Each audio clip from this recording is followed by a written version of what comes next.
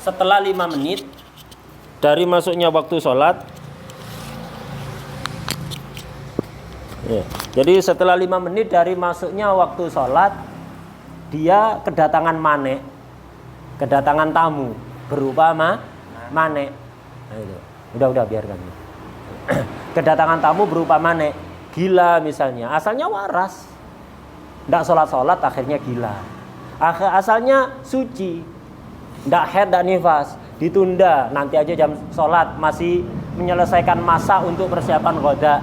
12:30 datang haid, 1:30 datang nifas. Waktu yang terlewat sudah cukup sebenarnya kalau digunakan untuk sholat, tapi karena ditunda datang manek. Nah, atau apa? Misalnya ada orang masuk waktu sholat, tidak sholat, akhirnya datang jam waktu operasi dibius. Asalnya bisa ada kesempatan sholat, dan tidak sholat, akhirnya dibius. Itu belum sempat sholat atau pingsan atau yang lain sudah yang mencegah wajibnya sholat. Kalau balik kecil tidak mungkin, ya kan? Tidak mungkin ini. Ya, asalnya balik kemudian tidak balik lagi, tidak mungkin. Nah, seperti ini. Ya, apa hukumnya? Nanti setelah maneknya hilang, wajib untuk diqadha sholat tadi. Sholat yang tadi wajib diqadha, nggak usah sholat sebelumnya. Beda dengan kasus zawalul manek. Kalau zawalul manek, sholat itu diqadha dan juga sholat sebelumnya kalau bisa dijamak. Di masalah turuwul manek nggak ada. Yang wajib diqadha ya sholat yang di saat datangnya manek itu aja. Sholat sebelumnya nggak usah, nggak perlu diqadha. Ini yang menjadi pembahasan kita sekarang. Wa idza dakhalal waktu, waktu sholat. Ketika masuk waktu sholat, wa madha qadru ma yu'adda fihil fardu. Kemudian lewat seukuran waktu. Seukuran waktu yang bisa digunakan untuk melakukan sholat fardu. Yang bisa untuk melakukan fardu. Fardunya saja, nggak harus sunnah-sunnahnya. Itu, nggak harus sunnah-sunnahnya. Fardunya saja, kayak sholat 4 rakaat dilakukan wajibnya saja 2 menit insya Allah cukup. Allahu Akbar, bismillahirrahmanirrahim, waladhdallin, tidak usah amin, Allahu Akbar. Cuman seukuran tumaknina, sami'allahu liman hamidah, Allahu Akbar, insya Allah 2 menit cukup. Sholat 4 rakaat kalau dilakukan wajibnya saja 3 menit lah mungkin ya, 3 menit mungkin dilakukan wajibnya saja. Nah, ini ya apa ini? Wa idza dakhalal waktu, ketika masuk waktu salat, wa madha qadru ma yu'adda fihil fardu, kemudian lewat seukuran waktu yang cukup digunakan melakukan salat fardu. Summa hadatil mar'ah au nufisat, kemudian si mar'ah tadi, perempuan tadi haid atau nifas, datang tamunya itu, au junna atau gila.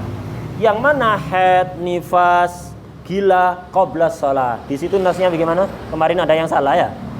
Ya apa nasnya di situ? Qabla shalah. Jadi summa hadatil mar'ah au nufisat, enggak usah, nanti qabla shalahnya. Ya. Summa hadatil mar'ah au nufisat au junna qabla shalah. Udah, enggak ada qabla waktu shalah, enggak ada. Itu. Summa hadatil mar'ah au nufisat au junna qabla shalah. Begitu. Jadi masuk waktu sholat fardu, lewat waktu yang cukup digunakan untuk melakukan fardunya, tidak sholat.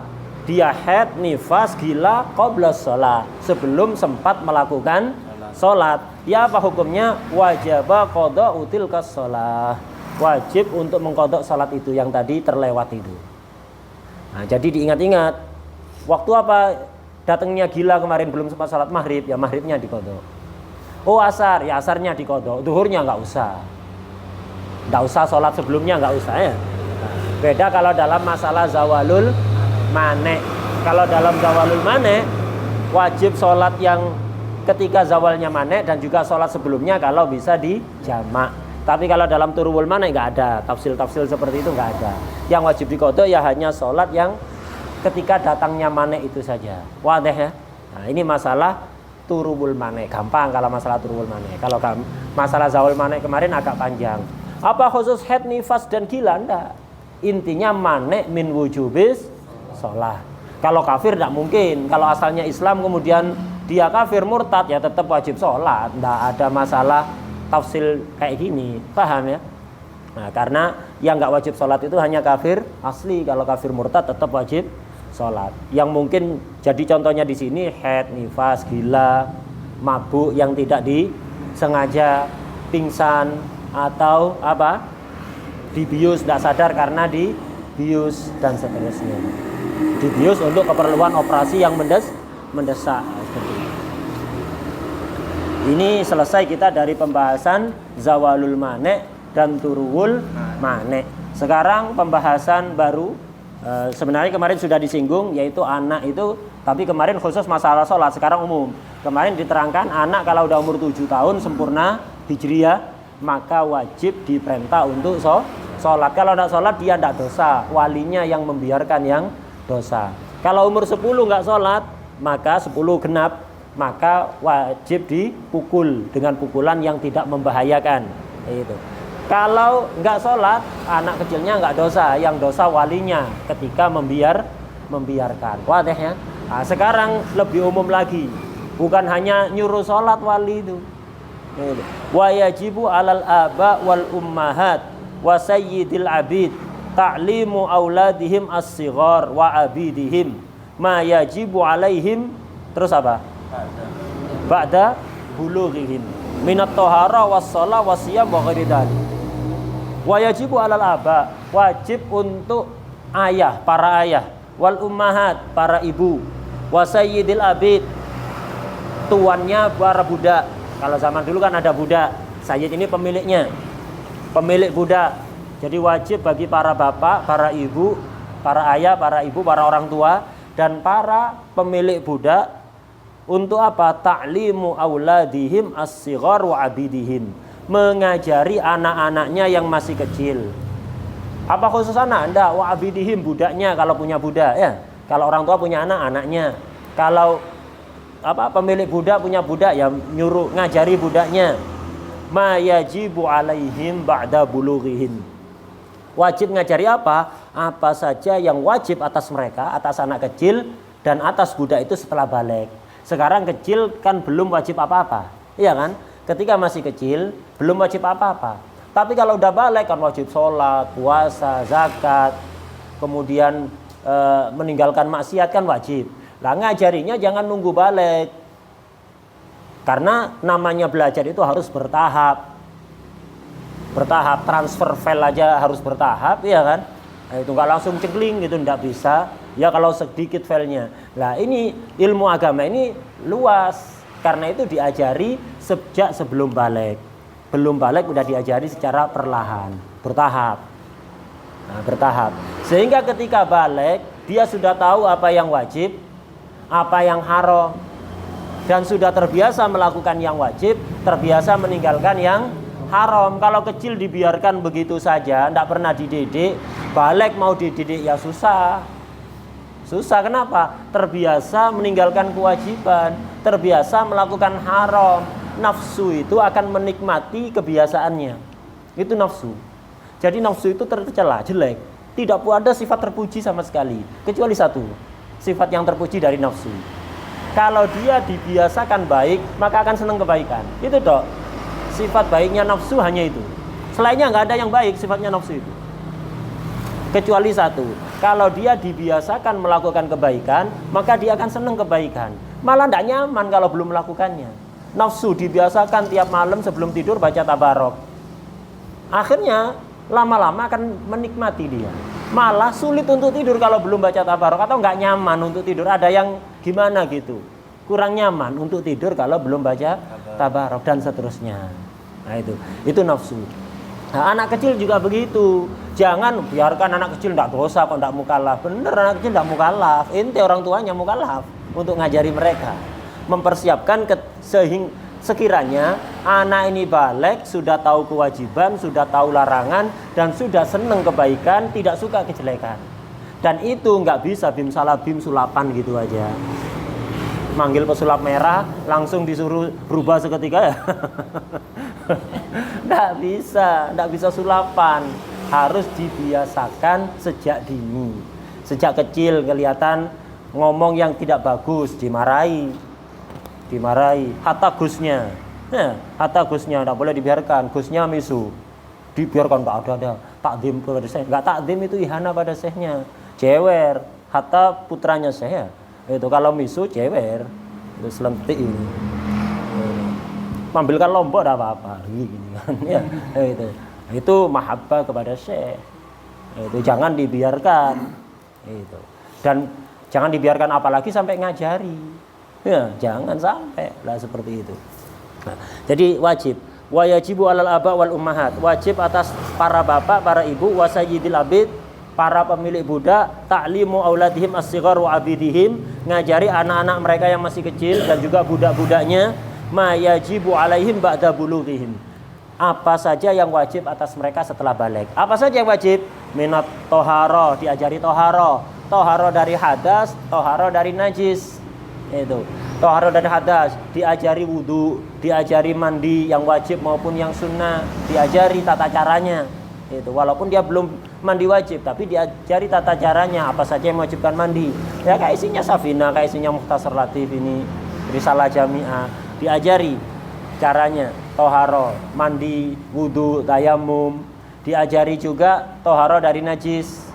Itu diajari caranya cebok yang benar bagaimana, jangan dibiarkan cebok kencing sembarangan, tidak cebok gitu, tiru-tiru orang yang di pinggir jalan itu kencing di pohon asem ya, atau di bannya mobil, jangan dibiarkan tiru-tiru begitu, kencing di tempatnya yang tertutup, itu bukan berdiri kayak di sebagian gereja-gereja muslimin itu ya, itu kan banyak gereja muslimin itu kamar mandinya, tempat kencingnya duduk berdiri, kelihatan auratnya. Loh, kok gereja muslimin? Ya masjid tapi modelnya kayak gereja ya. Gerejanya muslimin itu. Ya, harusnya namanya masjid ya tempatnya orang ibadah, semuanya sesuai dengan Islam. Kamar mandinya bukan kencing berdiri kelihatan semua orang itu, fadol kalau mau lihat. Bukan kayak gitu. Tertutup. Kemudian sesuai adabnya Rasulullah, jongkok, bukan berdiri kencing itu. Nah, diajari, jangan boleh untuk kencing dengan cara seperti itu. Diajari ceboknya bagaimana yang benar, cara menghilangkan najis yang benar bagaimana, itu dikasih tahu apa saja yang najis. Nah, seperti itu. Nah, dan juga mensucikan hati, diajari mensucikan hati. Kalau kelihatan sombong, dia membanggakan dirinya, ditakdib, diajari tidak boleh seperti itu, atau menyombongkan diri, atau suka adu domba dengan temannya, diajari. Itu. Nah, jadi diajari toharoh dohir dan toharoh batin. Jangan dibiarkan. Nah, malah di sebagian, apalagi sekolah-sekolah formal, diajari membanggakan diri. Kalau misalnya olahraga dia menang, diajari membanggakan diri ya. Nah, itu. Nggak, diajari untuk senang tampil, Jangan diajari untuk senang tampil akhirnya dia nanti senang viral, senang zuhur, padahal agama kita tidak mengajari seperti itu. Itu. Tidak. Malah diajari untuk menyembunyikan amal, untuk menyembunyikan kalau memang punya kelebihan, disuruh untuk menyembunyikan, dan diajari jangan pernah merasa punya kelebihan. Itu. Tapi diajari bahwa kita ini memiliki banyak kekurangan atau segalanya kekurangan. Itu. Nah, diajari seperti itu. Wakasbuna kullu zalal. Nah, itu diajari, itu ajaran ulama kita, bukan diajari mempertontonkan kelebihan, enggak. Malah diajari untuk menyembunyikan. Sebelum itu diajari jangan pernah merasa punya kelebihan atau kehebatan. Enggak. Kita harus selalu merasa kita enggak punya apa-apa. Gitu. Ya Rob ma makna amal, ini ajarannya. Salaf, ya Rob ma makna amal. Wakasbuna kullu zalal. Gitu. Minat tohara wa sholat, diajari sholat. Caranya sholat, pertama yang wajib, diajari doa-doanya sholat dulu. Jadi diajari doa-doanya sholat, apa saja perbuatan sholat, diajak biar ngelihat. Kalau kita sholat disuruh ngelihat.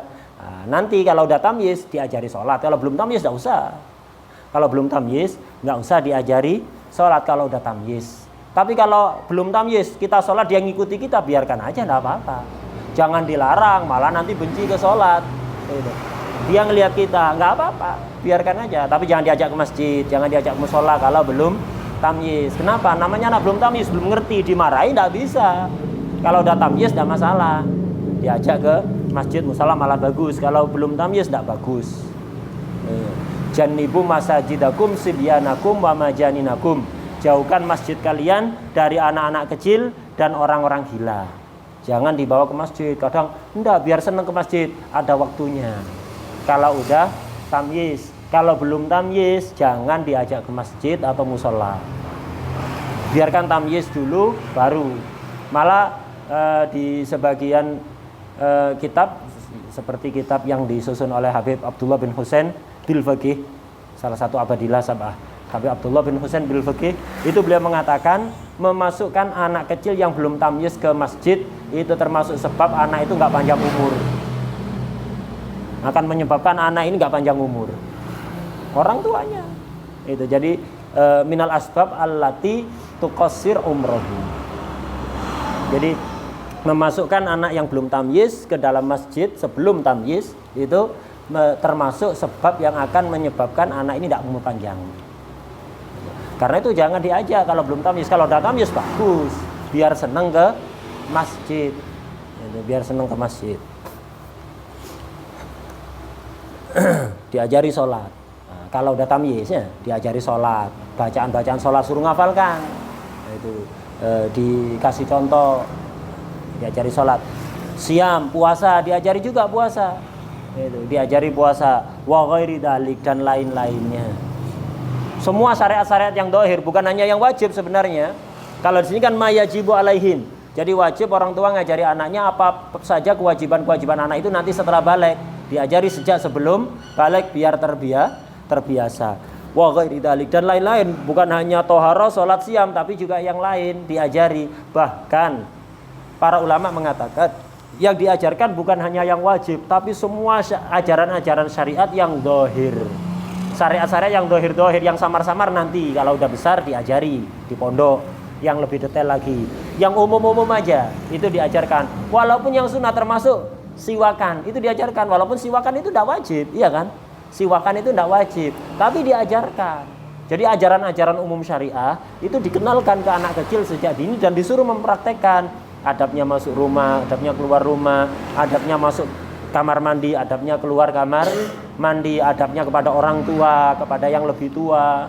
Itu diajari, salaman, cium tangan, masuk rumah ucapkan salam, baca zikirnya masuk rumah, diajarkan siwak lain. Syariat-syariat yang umum-umum, jadi ajaran-ajaran yang umum, yang pengetahuan umum untuk semua orang Islam itu harus diajarkan, baik yang wajib ataupun yang sunnah, itu wajib diajarkan. Kemudian bukan hanya diajari ibadah, bukan hanya diajari kebaikan, tapi juga diajari kejelekan. Ya, diajari juga kejelekan. Anak kecil harus diajari kejelekan. Apa diajari misu? Hah? Diajari kejelekan artinya dikasih tahu perbuatan kayak gini nih jelek, tinggalkan. Jadi dikasih tahu perbuatan-perbuatan jelek bukan untuk dipraktekkan, tapi untuk dijauhi. Itu maksudnya mengajari mereka kejelekan. Wa yu'arrifuhum, kasih tahu pada mereka, memberitahu kepada mereka tahrimaz zina, haramnya zina, wal liwat, sodomi, itu wasariko, mencuri, nyolong, wasyurbil khamri, minum khamr, minuman keras yang terbuat dari anggur, perasan anggur, wal muskir, dan semua minuman keras, baik terbuat dari alkohol atau apa saja. Itu. Wa tahrimal kadzib, haramnya bohong, qalilihi wa katsirihi, sedikit atau banyak, serius atau softo, sama. Kata softo bohong itu enggak boleh. Inti dipanggil fulan, padahal enggak ada yang manggil. Hati-hati, mbak softo. Kata softo kalau kadzib ya haram. Rasulullah SAW juga bercanda, mizah, tapi tanpa berbohong. Enggak pernah bohong Rasulullah SAW itu.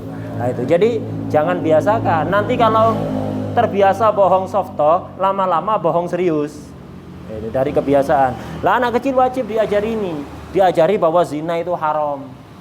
Laki-laki tidak boleh deket-deket sama perempuan yang bukan mahramnya, diajari. Itu, diajari. Karena itu kalau ajaran Islam anak kecil belajarnya itu sejak kecil sudah dipisah dengan laki-laki. Oh, enggak apa-apa masih SD. Enggak apa-apa masih SMP. Nanti kalau SMA dipisah, ya udah terbiasa. Akhirnya ketika sudah besar dipisah, merasa heran dia kenapa harus dipisah, dari dulu juga gabung jadi satu. Merasa heran, merasa aneh, dan sudah hilang malunya. Itu malu itu anak perempuan itu akan malu kepada laki-laki kalau memang jarang ngelihat laki-laki atau malah tidak pernah. Nah, kalau sering ngelihat laki-laki, apalagi satu ruangan dengan laki-laki yang bukan mahram, ya hilang malunya. Malunya hilang. Karena itu padahal kekayaan termahal bagi seorang perempuan itu sifat malunya. Kenapa? Malunya itu yang bisa menahan perempuan untuk melakukan sesuatu yang tidak baik. Bukan akalnya. Kenapa? Akal itu kalau 10, perempuan hanya dikasih 1, yang 9 laki-laki. Akal bukan kecerdasan. Kalau kecerdasan banyak perempuan yang lebih cerdas, tapi akal yang bisa mengendalikan orang untuk tidak berbuat buruk dan untuk selalu melakukan kebaikan. Akalnya perempuan itu hanya 10%. Syahwatnya, nafsunya 90% itu komposisinya wanita. 90% syahwat, 10% akal. 10% akal. Lah kalau udah syahwatnya ini terpancing, akalnya tidak berdaya, 10% ngadepi 90%. Lah laki-laki aja yang sebaliknya, laki-laki itu akalnya 90%, syahwatnya 10%. Itu aja laki-laki kalau udah terpengaruh syahwat, itu akalnya tidak berdaya, apalagi perempuan. Nah, tapi masih lumayan, akalnya agak kuat. Itu. Kalau selalu dibimbing akalnya akan bisa menjadi rem yang kuat untuk mengendalikan syahwatnya. Tapi kalau perempuan tidak ada remnya dari akal, tidak kuat, 10% kok. Maka remnya apa? Malu. Diajari malu. Caranya ya jangan biasa melihat laki-laki dan jangan biasa terlihat oleh laki-laki lah, begitu, itu yang terbaik. Sebagaimana ajaran Sayyidah Fatimah radhiyallahu anha, ditanya apa yang terbaik untuk perempuan wahai Sayyidah Fatimah, beliau menjawab Allah tarohar rojul wa Allah tarohar rojul wala tarohar rojul. Tidak melihat laki-laki dan tidak dilihat oleh laki-laki, itu semakin baik, itu semakin baik. Karena itu dalam pendidikan ya dipisah sejak kecil, harusnya begitu, sejak SD, SMP itu udah dipisah. Nah, jangan mengatakan masih kecil, tidak apa-apa, masih bayi-bayi mereka, umur SMP masih bayi-bayi. Jadi sebagian ada yang bilang begitu, pengasuh pondok pesantren. Nah, ini. Nah, kalau udah ketika umur SMP terbiasa bergaul dengan laki-laki ajnabi, ya sulit untuk kemudian punya rasa malu kepada laki-laki ajnabi. Sulit, hatta kemudian ditaruh di pondok pesantren yang khusus perempuan, tidak campur dengan laki-laki, malunya kepada laki-laki hilang.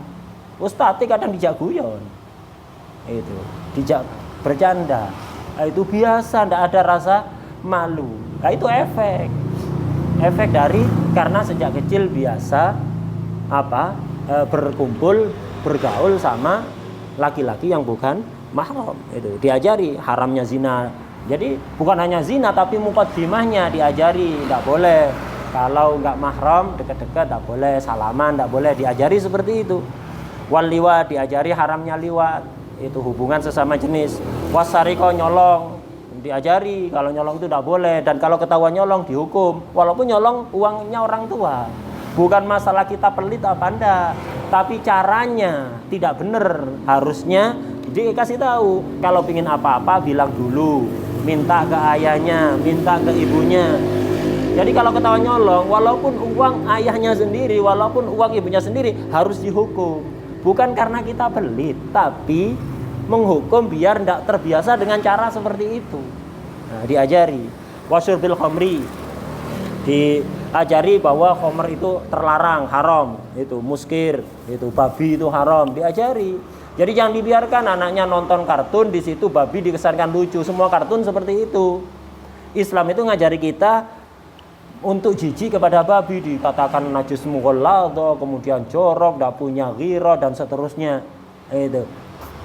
Nah, seperti itu, dibuat jijik lah di kartun, anak kita diajari untuk seneng ke babi. Jadi digambarkan mesti semua kartun mesti babi digambarkan lucu, tidak digambarkan sebagai hewan jorok.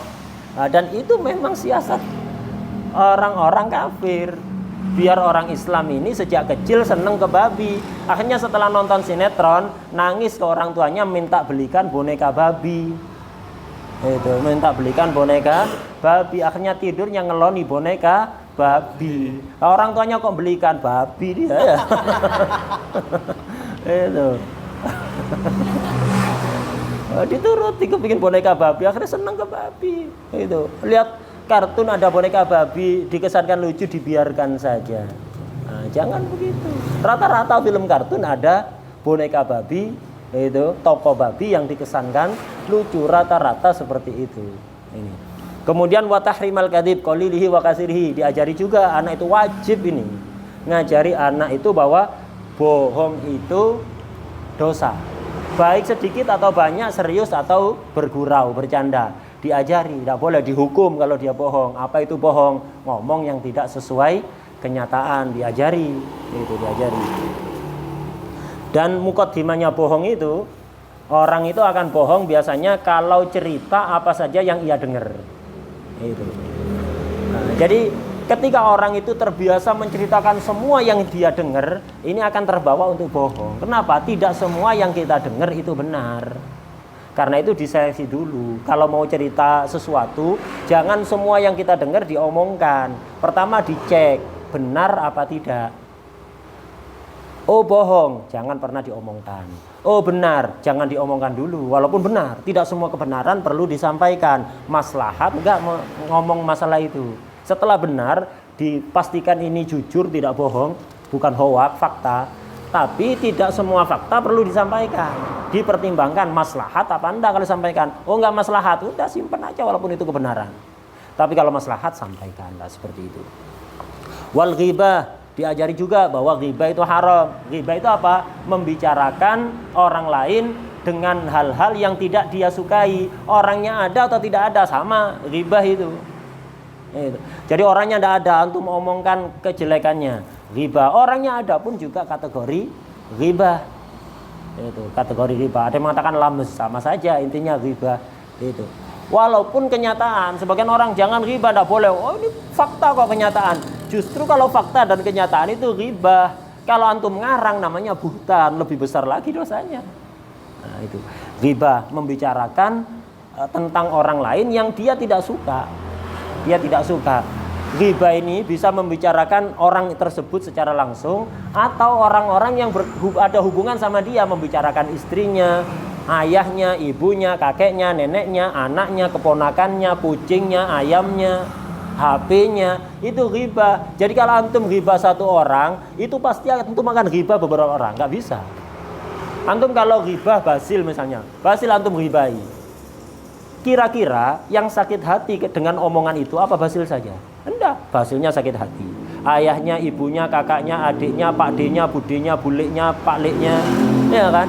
Itu akan sakit hati, gak suka. Antum berarti ghibah semua orang itu.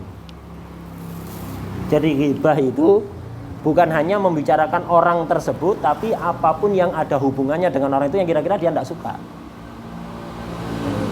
Membicarakan pakliknya, pakdenya, dan seterusnya, kerabat-kerabatnya, bahkan hewan piaraannya, bahkan HP-nya itu, HP jadul pakai aja, haram, itu tidak boleh. Nah, dan biasanya ibu-ibu ini yang hobi banget ghibah itu, ngelihat pakaian temennya, wah apa itu murah itu kemarin flash sale itu ada di Shopee, misalnya. Nah itu jadi banyak lah sekarang rejalnya sama kayak harim sekarang ya. Itu seneng pakai ibu-ibu. Nah, kalau kumpul-kumpul ada acara ngeliati sarungnya masing-masing. Oh itu BHS murah itu. Si BHS apa itu? BHS yang 250.000 itu yang biasa merek tok BHS. Rasanya rasa Wadimor itu misalnya. Sekarang rejal kayak gitu. Yang dibahas. Jadi kumpul ada satu atau hari raya atau apa, ngelihat pakaian satu sama lain, dilihat ini yang mahal ini yang murahan ini kelas menengah. Apa ini? Oh, yang dibahas kok kayak gitu, kayak hari ini. Ghibah. Ini diajari anak kecil sejak kecil. Wan namimah, adu domba. Namimah itu apa? Menyampaikan omongan satu orang pada orang lain, tujuannya agar mereka bertengkar. Untuk menimbulkan fitnah. Misalnya A ngomongi B. Karena B nggak tahu ya nggak bakalan marah. Antum sampaikan, B, tadi ngomongin D begini. Nah, itu, ini namanya namimah, haram itu. Yang menyampaikan haram, yang mendengarkan dan menerima informasi itu membiarkan saja juga haram. Lah anak kecil diajari jangan biasa kayak gitu itu. Anaknya lapor kadang, "Bi, tadi teman saya ngata-ngatai Abi gini-gini, ngomong katanya Abi itu begini. Didengarkan, ini orang tua bahlul ini. Ngajari anaknya suka namimah, dimarahi tidak boleh ngomong-ngomong kayak gitu. Atau anaknya cerita, biasa kan anak kecil kayak gitu. Cerita, "Bi, teman saya tadi itu tidak hafal. Akhirnya dimarahi sama gurunya, tidak persiapan ngajinya gini-gini." Didengarkan. Ini akhirnya kita ngelatih anak kita untuk seneng ghibah. Tidak boleh dimarahi, tidak boleh kayak gitu, tidak usah ngomongin orang lain. Nah, gitu.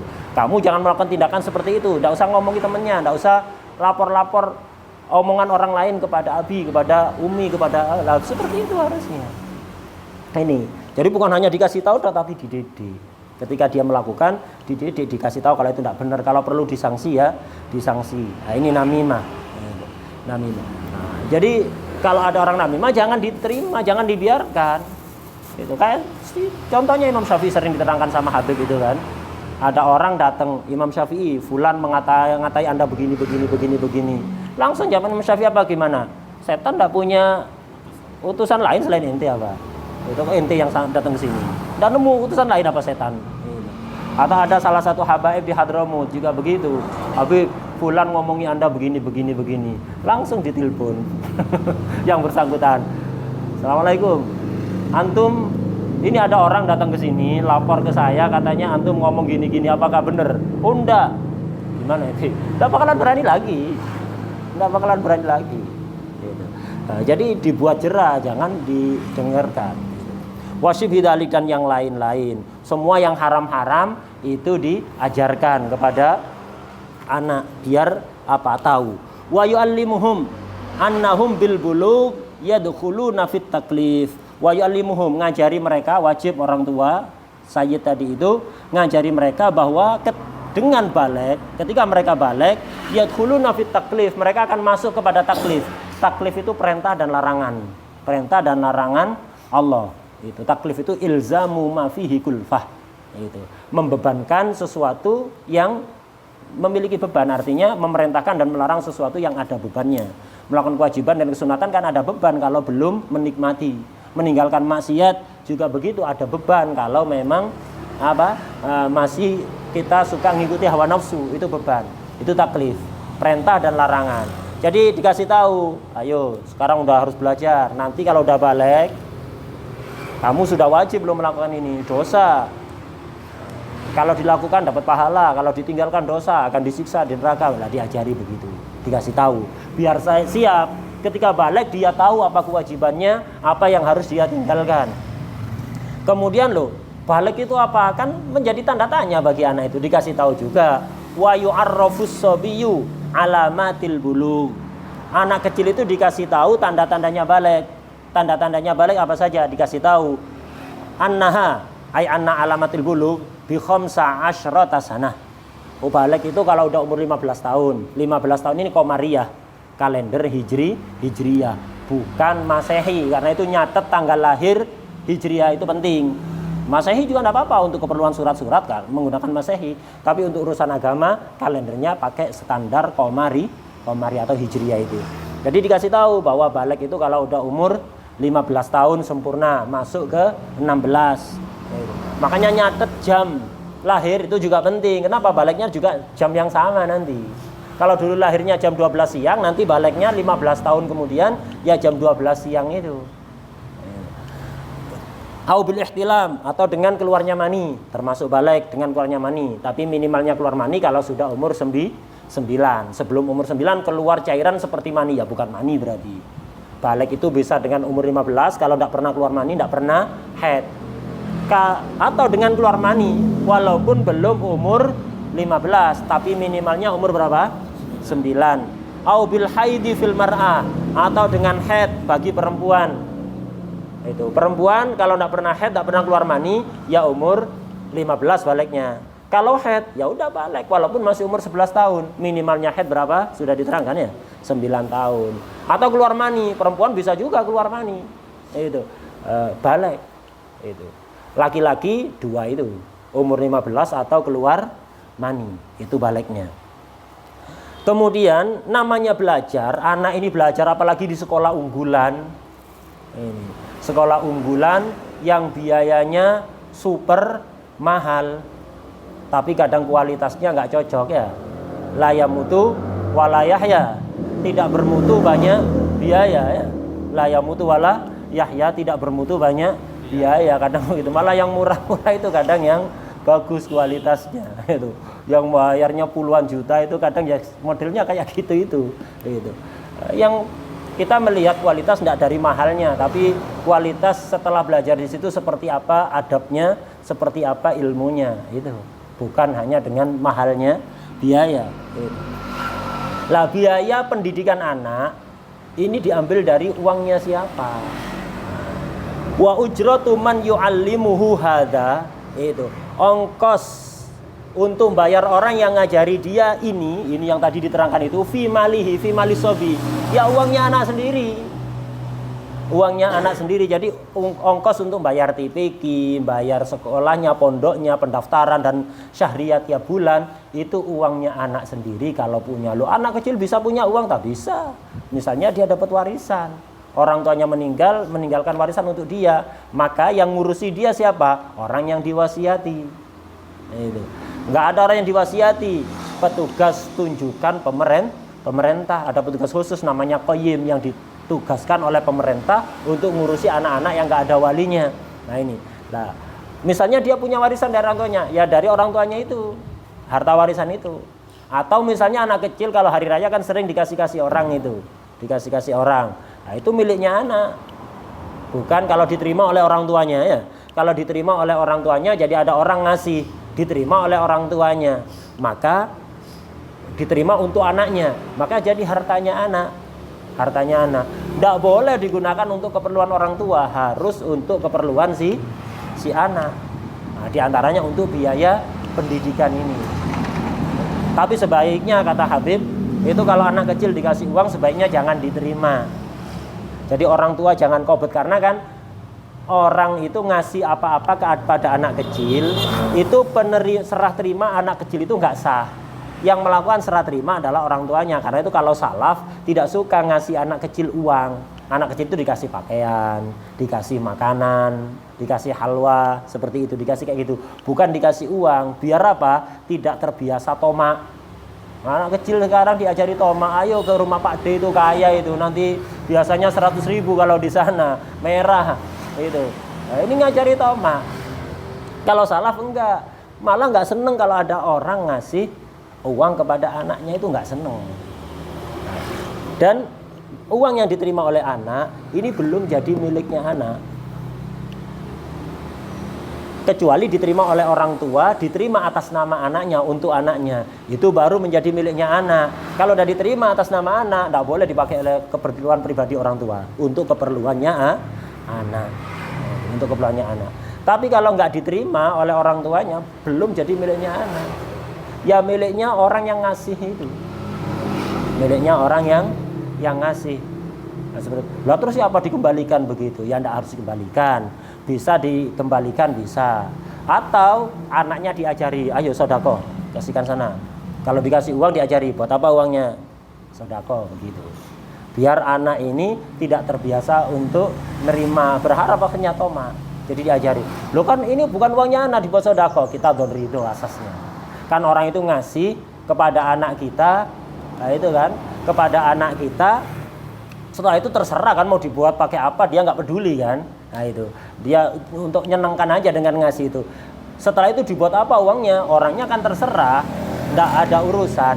Nah, jadi uang ini masih uangnya orang yang ngasih. Kalau nggak dikobet atas nama anak oleh orang tuanya, maka disodakokan atau apa, tidak masalah, atas dasar don ridho. Kita don ridho bahwa orang yang ngasih itu ridho uangnya dibuat sodako seperti ini. Nah itu, jadi anak dikasih uang, dia cari, ayo dibuat apa uangnya, buat sodako ya, nggak usah ditabung. Nanti untuk masa depan, kan sebagian orang tua gitu, ayo nabung untuk keperluan masa depan. Jadi anak diajari tergantung pada fulus, bukan tawakal kepada Allah. Diajari, jadi diajari ini fulus dibuat sedekah ya. Nanti kalau mondok dikasih sama Allah.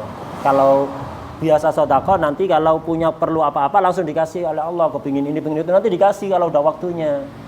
Kalau suka sedekah, kalau nabung nggak cukup uangnya, nanti kalau nabung sendiri Allah nggak mau ngasih. Kalau nabung sendiri ya terserah, kamu udah nabung sendiri nggak cukup nggak berhasil nanti. Nah, diajari seperti itu, diajari i'timad ala Allah sejak dini. Balik ke sini, wa ujratu man yu'allimuhu hadza fi malihi, ongkos untuk bayar orang yang ngajari anak keterangan-keterangan tadi itu, ajaran-ajaran tadi itu, fi malihi ay malis sabi, hartanya anak. Lah kalau anaknya enggak punya harta bagaimana? Fa illam yakun lahu malun, kalau anak itu enggak punya harta, fa'ala man tajibu alaihi nafaqatuhu, maka biayanya ditanggung oleh orang yang berkewajiban ngasih nafkah. Siapa? Ayahnya, ibunya, itu kakek, nenek. Nah itu biayanya diambil dari situ. Uangnya sendiri pertama, kalau nggak ada maka bisa pakai, maka menggunakan uang orang yang wajib ngasih nafkah. Wajib itu ngasih nafkah. Tadi yang diterangkan di depan, yang wajib adalah ayah dan ibu. Apakah khusus ayah dan ibu? Sudah diterangkan beberapa pertemuan yang lalu kan ya. Artinya yang paling wajib ayah ibunya untuk ngajari itu. Tapi sebenarnya tidak khusus ayah ibu. Kenapa? Ini termasuk kategori amar ma'ruf nahi mungkar, yang itu merupakan kewajiban setiap muslim. Nah, semua orang juga wajib, pengurus pondok atau teman pondok atau bukan pengurus, wajib ngelihat anak kecil pondok, anak-anak kecil itu ada anak kecil melakukan sesuatu yang nggak sopan, nggak pantas, wajib dikasih tahu. Wah, no, bukan pengurus, nggak harus pengurus. Ini mimbab amar ma'ruf nahi mungkar yang merupakan kewajiban setiap muslim. Loh, di kitab disebutkan ayah ibu, maksudnya wajib bagi ayah ibu, itu yang paling wajib. Kalau sampai ceroboh, mereka yang nomor satu bertanggung jawab di hadapan Allah. Kalau ayah ibunya nggak tahu atau nggak ada, ya orang lain juga wajib untuk melakukan apa yang tadi disebutkan. Biaya pendidikannya tadi dari hartanya anak, tidak ada maka dari orang yang wajib nafkahi, ayah ibu, kakek nenek dan seterusnya. Kalau nggak ada, tanggungan negara. Negara harus membiayai orang-orang yang tidak punya biaya dan tidak ada yang nafkahi. Negara tidak ngurusi itu, mayasirul muslimin, orang-orang muslim yang kaya di sekitar. Itu wajib, karena itu kotor jadi orang kaya itu. Antum jadi orang fuqara masakin ihsan ya. Jadi orang kaya itu kotor. Kenapa? Ada orang kelaparan di daerahnya, dia nggak tahu dosa kalau ceroboh. Jadi daerah orang kaya itu harus apa? Selalu mencari, ada nggak orang kekurangan di sini, ada nggak anak mau mondok nggak punya biaya di sini, ada nggak itu. Kalau nggak melakukan itu, tidur dosa dia, terkirimi dosa, karena itu kotor. Mayasirul muslimin. Jadi untuk memerlukan memberi nafkah itu asalnya yaitu ayah, ibu, kakek, nenek, anak kalau ada, untuk nafkah orang tua, cucu dan terus ke bawah. Nggak ada, negara yang ngurusi, negara diambilkan dari kas negara, baitul mal. Kas negara nggak ada, kosong, atau negaranya nggak ngurusi itu, ngurusi bangun infrastruktur terus, nggak ngurusi orangnya ya. Yang penting infrastruktur beres, orangnya terserah, itu mau mati kelaparan nggak ada urusan misalnya. Ini maka mayasirul muslimin yang wajib. Orang-orang muslimin yang kaya di daerah sekitar yang punya kelebihan harta wajib ngasih orang yang tidak punya tempat tinggal ini. Ngurusi tempat tinggalnya gimana, orang gelandangan tidur di emper-emperan itu, tanggungan orang kaya-kaya itu, nggak diurusi, dosa. Atau orang yang nggak punya makan, akhirnya kelaparan. Ada orang-orang yang perlu biaya pendidikan, nggak punya biaya, tanggungannya mayasir muslimin, nggak diurusi, dosa. Jadi hatta tidur dosa kalau ceroboh. Jadi harus mencari tahu, bukan nunggu ada orang yang datang ke rumahnya minta, enggak. Jadi bebannya berat, jadi orang kaya itu berat. Hatta sama kayak orang yang punya ilmu, bebannya berat. Nggak nunggu orang nanya, ada orang kira-kira melakukan kesalahan dalam ibadahnya harus dikasih tahu. Sama kayak orang kaya ngelihat orang kira-kira ini perlu, nggak nunggu minta, langsung diurusi. Begitu juga orang yang punya ilmu. Ada orang sholatnya keliru, hatta nggak nanya ke antum wajib mengingatkan. Wudunya nggak pas, sikunya ini kering, nggak kena basuh, wajib diingatkan, nggak harus nanya. Diterima nggak diterima urusan lain. Atau adabnya nggak bener, nah diingat. Nah, begitu.